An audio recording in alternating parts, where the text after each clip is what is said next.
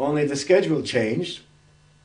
The Jefferson Airplane played during the day, and it was too light to show anything on the screen behind them. So they didn't use any of the material. So I have all that material, and it's part of the little edit I've done of the Woodstock Festival.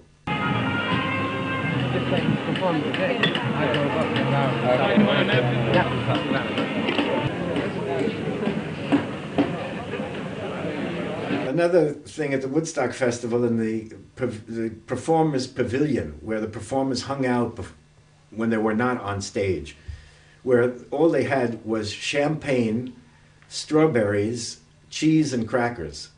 That's all that they served. Jerry Garcia from the Grateful Dead gave me a tab of LSD, Sunshine. And I put it in years, I kept it for years. I put it in a little plastic vial and kept it for years until I got paranoid one day in 1978 and I threw it out. But also, it was raining and everything turned into fields of mud. And one night, my car was parked behind the stage. And I went back to get some celery and cream cheese and some olives. We had bagels and oranges and cream cheese and olives and provisions for a number of days. And I noticed out in this mud, there was this white, it's called a gangplank. It's wood so that you don't walk in the mud, and it's white. And this white gangplank leads out to a white Jeep. And in this white Jeep is Peter Townsend in a white jumpsuit. And so I'm eating my celery and I said, well, maybe he'd want some celery. So I take a piece of celery and I go out on the gangplank and I say, would you like some celery? And he said, oh, you know, what would really be great is if it had some cream cheese on it. And I said, oh, 1 minute. And I turn around, I go back to my car and I smear it with cream cheese. And I take it out to him and I give it to him. And I turn around and I walk away. I don't even wait for a thank you. Just to leave him sitting there in this place where all he could get to eat was champagne and strawberries. Now he had celery and cream cheese.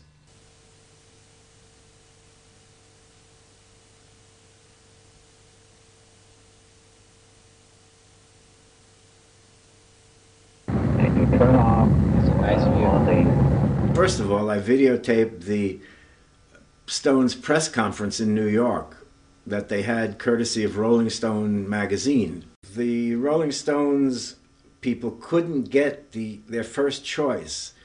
Only at the, let's say, 4 or 5 days before the concert was due to come off, did they find out that they couldn't get permission to do it where they wanted to. I think it was in Stockton. And they rummaged around quickly and found this place, Altamont, which was a speedway. It was a racetrack for cars. They only built the stage about 4 or 5 feet above where the audience was. And this turned out to be a fatal flaw, because in addition to that mistake, they hired the Hells Angels to do security.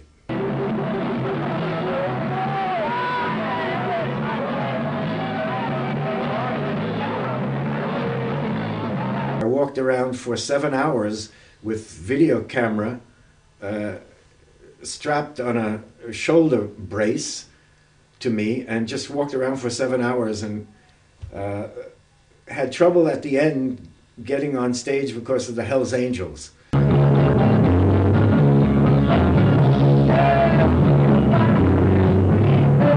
Woodstock was the high point of living together and enjoying this hippie,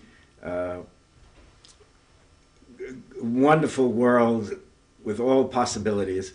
And then we come out to Altamont, and it was a gray day, about 45 or no, 50 degrees. So it wasn't really cold, but it was chilly.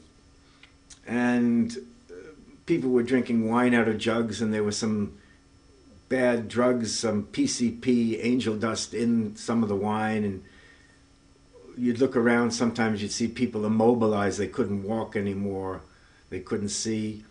And it was a weird atmosphere. And then it got worse because people kept pushing closer and closer to the stage, and it got very tight there, and the Hells Angels were kind of beating people back. Eventually, after walking around for 7 hours with the camera strapped to my back, I eventually got up to the stage where the Rolling Stones were performing, but I couldn't tell the Hells Angels to move over. I couldn't even ask them to move over, because out of the side of my eye, I saw a couple of Hells Angels beating people with sticks. It was tense, and they were occasionally beating people in the audience if these people got close to their bikes, which were in the aisles. So it wasn't very pleasant. Mick Jagger actually asked them to be a little more gentle, although that didn't help it. But all in all, it was like the end of an era. The Woodstock being the high point and Altamont being the low point.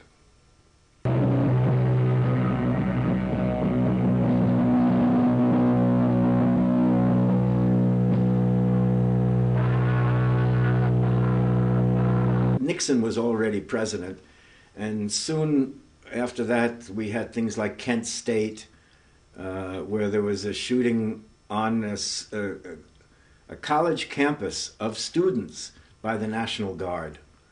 And this government, Nixon and his vice president Agnew, attacking people for freedom of speech, calling them unpatriotic and cowards. Let us give our children what we have not had in this century: a chance to enjoy a generation of peace. In December of 1969, I was working with John Riley and Rudy Stern in a video theater called Global Village, which we had started a month before. And I returned from Altamont, from the Rolling Stones free concert, with videotapes, and wanted to show these tapes in my theater. And John Riley and Rudy Stern said I was not permitted to show my tapes in the theater because they had announced that we were showing the Woodstock show, which was material that I had videotaped myself. I then said, well, then I quit. And I left Global Village and joined the Rain Dance Corporation as their production manager or production leader.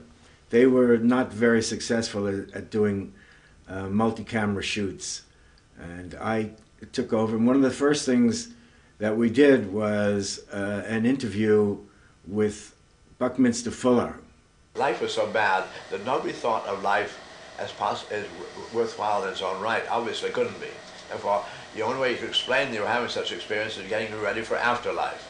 Yeah, he was a wonderful, wonderful, amazing man. What a vast knowledge he had of the workings of the universe and the earth. And we did, I don't want to say an interview, he gave a rap